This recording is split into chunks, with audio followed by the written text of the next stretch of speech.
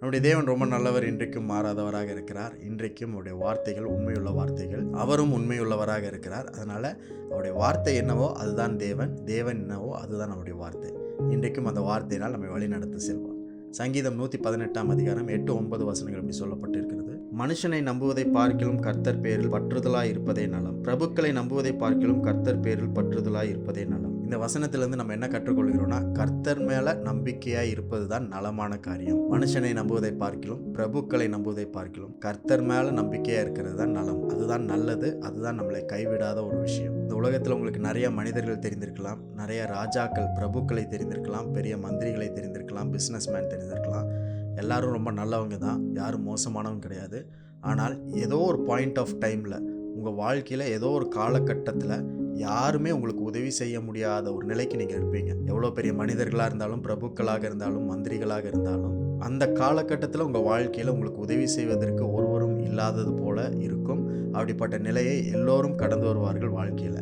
அந்த நிலையில் உங்களுக்கு நேரடியாக உதவி செய்கிறது யாருன்னா தேவன், கர்த்தர். அந்த கர்த்தர் என்றும் மாறாதவராக இருக்கிறார். அநேக நேரத்தில் நம்ம என்ன பண்ணுவோம்னா, மனிதர்களை நம்பி நிறைய காரியங்களை செய்வோம்.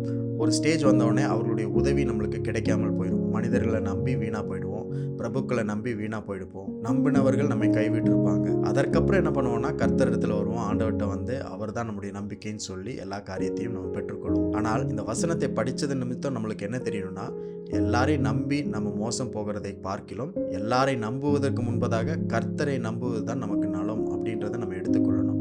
எந்த ஒரு காரியமாக இருந்தாலும், உங்களுக்கு உதவி செய்யறதுக்கு 1000 பேர் இருந்தாலும், அவர்களுடைய உதவிக்கு மேலாக கர்த்தர் நம்மளுக்கு இருக்கிறார். அவருடைய உதவி, அவரை நம்புவது தான் நமக்கு நலம் அப்படின்றத ஒவ்வொரு நாளும் நம்ம சிந்திச்சு நம்ம டெசிஷன்ஸ் எடுத்து செய்யும் பொழுது அவர் நன்மையான காரியங்களை நம்மளுக்கு செய்வார். எந்தெந்த மனிதர்கள் பிரபுக்களுடைய உதவி நம்மளுக்கு தேவையோ அவர்களை சரியாக நம்மளுக்கு இணைப்பார். அதுதான் தேவன். யாரையும் புறம்பாக தள்ளுவது அவருடைய நேச்சர் கிடையாது. எல்லோரையும் நம்ம இடத்துல இணைக்கிறது தான் தேவனுடைய சுவாபம், குணம். அந்த மாதிரி தேவைப்படுகிற இடத்துல மனிதனுடைய உதவியை தேவன் நம்மளுக்கு இணைப்பார். ஆனால் என்னதான் இருந்தாலும் கர்த்தரை நம்புவது தான் நலமான காரியம்.